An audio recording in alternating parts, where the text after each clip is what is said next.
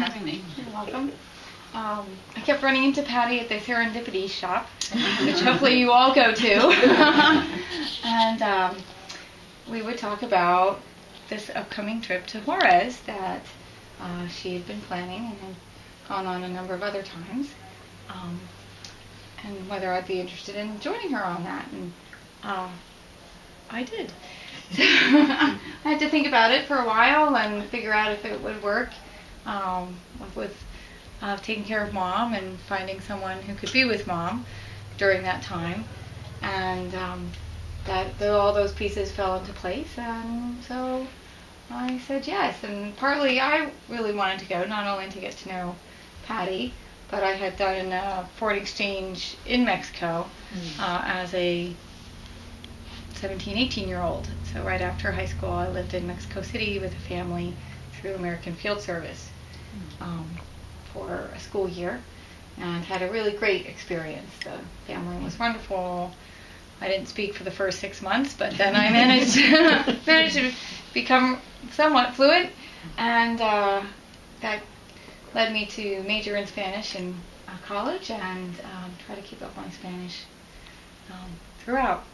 But now so you teach it. Now I teach it. Well, no, I don't. I teach Latin. Oh, that's right, yeah. Phew. I think it's hard to teach Spanish.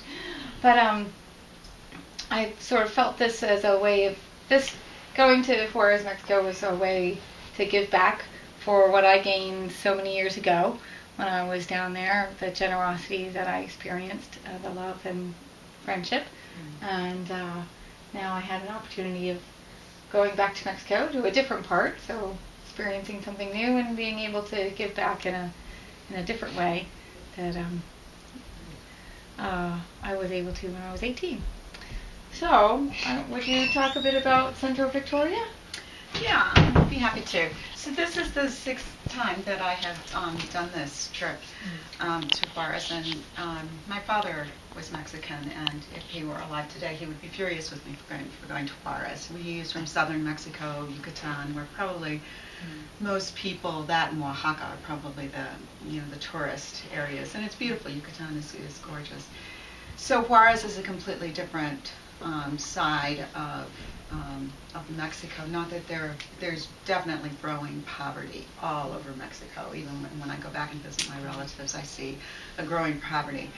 But I'm sure you've heard of Juarez in the news, and the media does a very good job of... How do you spell it? Juarez.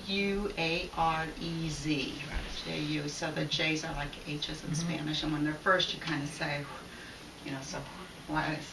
So, or Juarez, I hear it a lot too. It ends in a Z, so. So Juarez has this horrible reputation because of all the violence over the drug cartels, and not very many people go there. Probably our little group, and this is the 6th year. I've had as many as 24. This year we had seven magnificent people, and we just had a wonderful time, both getting along as well as working there. And the trip has evolved. When we first went, when I first went there, again, I had a small group, and then it kind of grew, and now we're kind of going down again.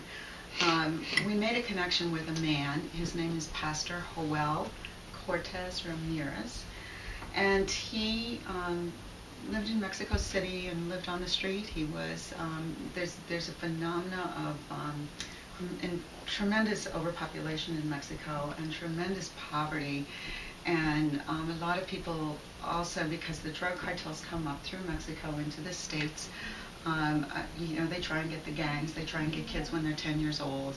So there's a tremendous amount of children living on the streets, and he was one of these street people, abandoned by families who can't support them because of the horrible poverty. And he made his way to Juarez through a gang, and was near dead as a young man on a park bench when a mission picked him up and rehabilitated him.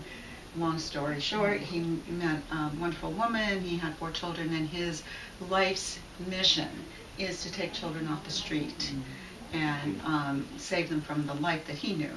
And we're talking 9-year-old little boys who would be in drug gangs, and little girls would become prostitutes, sex slaves, things like that.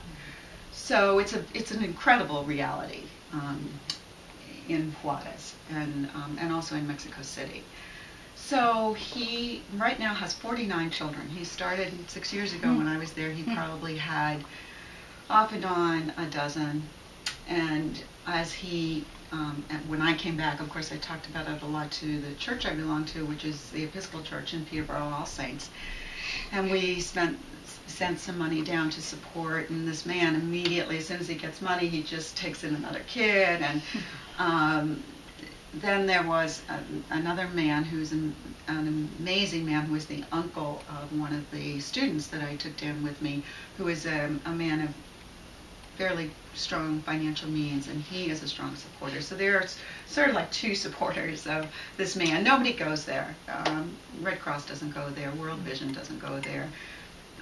Our economy has tanked. Well, you can't imagine what Mexico's economy is just horrible. How did you meet him, Patty? Well, the first year, I have the Spanish, and I've been a Spanish teacher, and a lot of personal reasons. Mainly, my husband is very he's 20 years older than me, and he needs a lot of care at this point.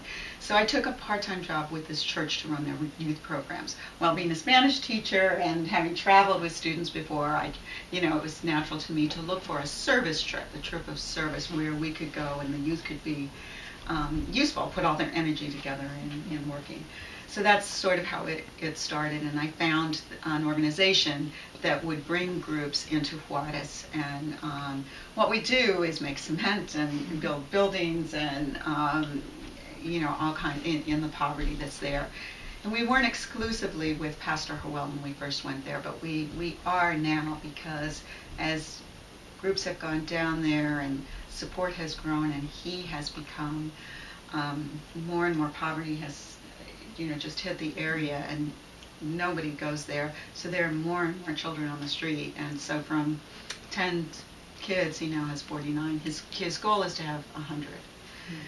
So again, it's once I got to know him and these children that are just unbelievable. They have stories that each one of them has a story. There are two little boys who came in covered with cigarette burns all over there, and they still have. They came there about 2 or 3 years ago, and they still have night terrors. There are 3 siblings who saw their father hang himself in front of them. Stories. Some of them are just simply poverty. A mother or father died or left a family, and then who's ever left is working. And for them, if they get $40 to $60 a week, that's about what they can expect. And they have 3, 4, 5 children to support on $40 a week, and they can't do that, or $60 a week. So they come to Pastor Joel. Now his reputation has spread, and they come to him and say, will you take the children? In those cases, those children will go on weekends with their mother or father and spend the week there. So, but it's an incredible story, and these children are just incredibly loving, happy, wonderful children. So part of what we do is loving and playing and getting to know those children, and part of what we do is build buildings for this man. He had one of our biggest projects last year and this year. He had a surge of boys come in. He had more girls previously. And these boys, there were about 16 of them, were sleeping 3 to 1 twin bed. And they were bunk beds in a room maybe about this big, and they had 1 bathroom. So you needed a new boys' dorm. So we started that last year, and it was getting finished off this year, and we were helping to do that, as well as start another building, which was going to be a study area for them, because they had, especially in the situation where they were previously, they had absolutely no place to study. And he feels very strongly, and this other man that is a strong supporter, feels so strongly that education is about the only chance they have of getting out of poverty. So that's the basics of it. I think going there, it was really hot this year. Really hot. It was probably it was 105 consistently every day. Whoa. And other years I have gone, I've experienced that 105, and then it would go down to 95, and that would feel like a Kool-Aid kind of thing. And then it might go back and forth, but this was consistent, and it's a very dry, and because it used to be a garbage dump actually, where this little neighborhood has grown up. It's just poor people go to the outskirts of the city and put up a little pallet house. That's basically, and then the pallet house hopefully becomes a cinder block home. But there's a lot of garbage and there's a lot of dust and dirt. So that 105 degrees and there are a few scrawny trees, no shade. So it definitely. Were there bugs? Did you have bugs? Well, there are no mosquitoes or anything like that because it's very dry, but there are, and we didn't see any. No. But there are scorpions. Thankfully. There are centipedes, the poisonous centipedes that are fairly large, and black widow spiders, and those desert and hot desert types of insects. But surely there's such a mass of people. I think the insects, go underground pretty far. And I've seen all of the above, but I think we only saw one baby scorpion that Jose Angel was fighting with. I didn't even see that. So, we do see a lot of dogs. A lot of dogs everywhere. Wild? No, they're definitely family dogs. We're at Centro Victorio, which is the name of the children's shelter. There were four dogs. Four dogs, and they're fairly well cared for. Yeah. The others are not. Yeah. The other dogs you see are pretty grungy. Yeah. I mean, but they're definitely, protection, companionship. And companionship to some extent. Are the children safe in the compound? Or? In this area, he has built a wall. He has a lot of mandates put on him by social services in Mexico, and one of them was to put a wall around the area where these children live. And he also has a lighting system. He's very different than, there are these shelters that have grown up all through Juarez that take in children because social services and the orphanages there cannot handle all the need. So he has mandates. I think he's one of the better off ones because I keep speaking for him. I can contact this man who is a good supporter of him, who believes so strongly in the cause. So he gets a little bit more funding. But is there more danger there than certainly children here? Absolutely. And some of the children come to him already addicted. And they'll leave and they'll come back. And there was one little boy that I was very attached to who was an addict, and he would come back and get cleaned up. He was 9 years old. And they go into the garbage and look for inhalants. That's their big, addiction. And he was found last year dead in a ditch in El Paso. So that's a story, and it's probably repeated thousands of times in Juarez, and we don't even know about it. We should just probably say a little bit about the geography. We flew in and out of El Paso, Texas, and Juarez is right across the river. So it's really, they're sister cities. It could practically be the same big city. And then you've got this interesting, river border that's very militarized. That you go through, and it's very easy to go one direction into Mexico, but not necessarily as easy to go the other direction. We didn't encounter any difficulties, our group, but certainly... Is there a bridge over the river? Is that how you go through? Yeah, the river's very small because of damming, so it wasn't very exciting, particularly sort of like, where's the river? But yeah, there's various bridges and what about your own safety?